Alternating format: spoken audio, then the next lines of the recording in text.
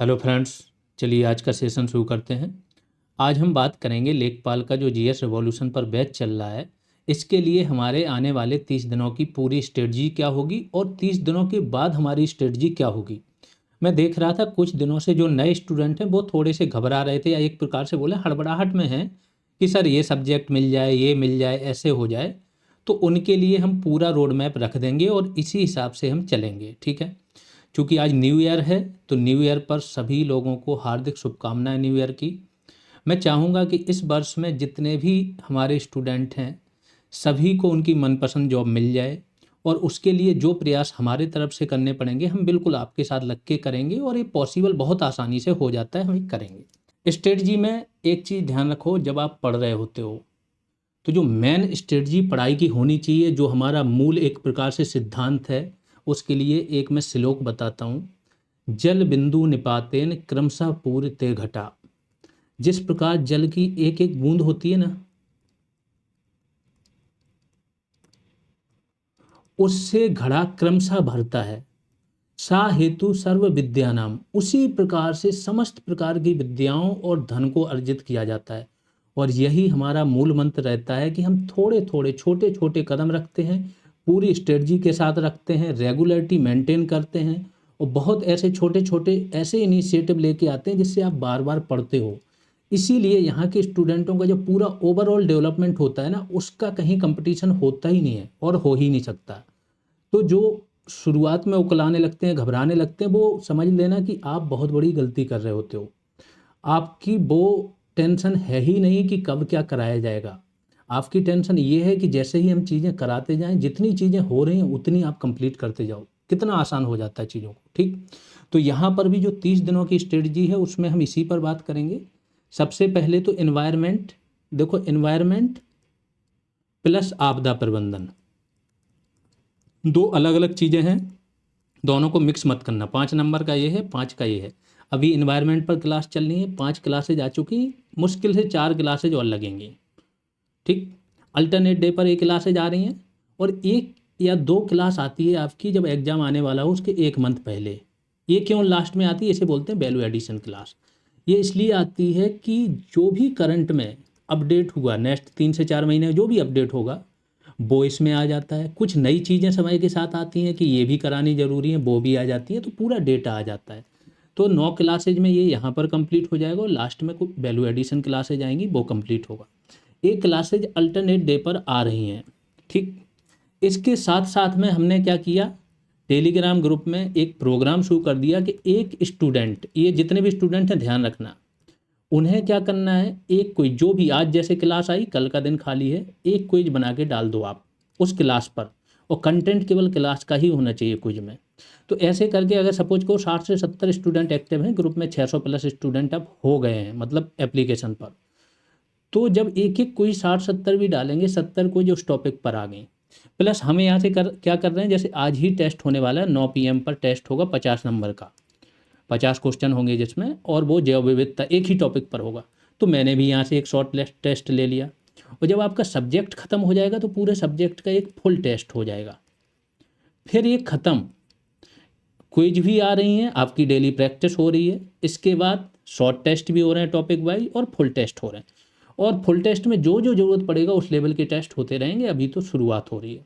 तो एनवायरनमेंट ऐसे ही alternate day पर चलेगा। अब आते हैं कंप्यूटर।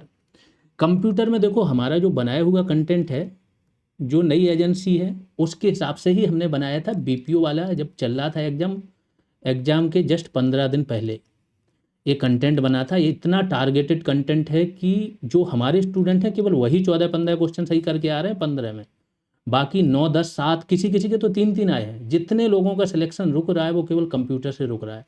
तो हमारा कंटेंट इतने तरीके से डेवलप हुआ है कि कुछ ज़रूरत ही नहीं है जो हमने ये बनाया है। इसमें क्या करना है, जिसको बिल्कुल समझ नहीं है वो बेसिक क्लास करे। इसके बाद वैल्यू एडिशन की एक पीडीएफ है जो कंप्यूटर के फोल्डर में ही है, 227 पेज की। और इसके बाद 1000 MCQs, ये दोनों पूरक हैं, एक के कोई भी एक कर लोगे, 1000 MCQs भी कर लोगे ना तो आप देखोगे 15 में 14 क्वेश्चन आसानी से हो जाएंगे। और इसके साथ दोनों कर लोगे तो फिर पूरा कवर है, ठीक है। तो इस पर हम कल या परसों में आपको एक पूरा प्रोग्राम दे देंगे।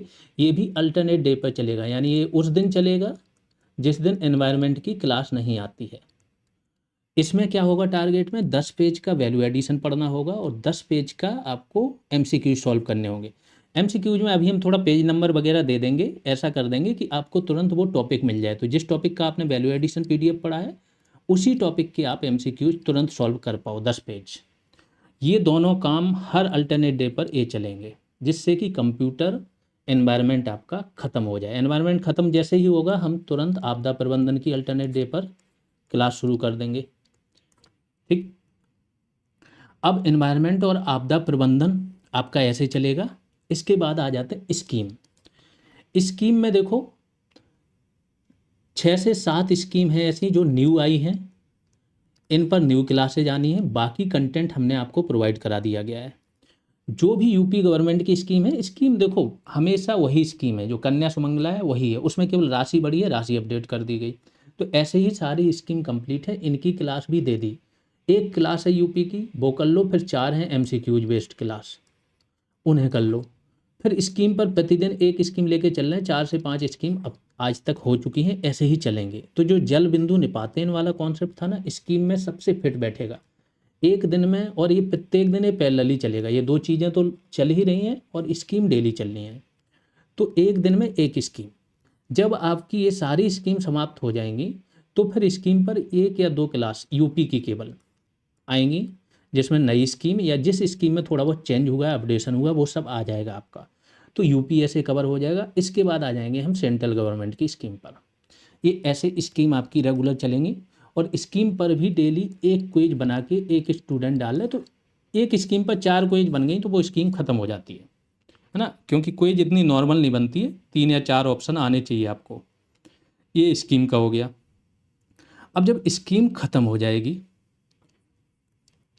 एनवायरनमेंट एंड आपदा प्रबंधन खत्म हो जाएगा, तो स्कीम तो रेगुलर चलनी है, स्कीम 3-4 मंथ लगातार चलेंगे। ठीक, एनवायरनमेंट एंड आपदा प्रबंधन जैसे ही आपका समाप्त होगा तो हम आ जाएंगे साइंस एंड टेक पर।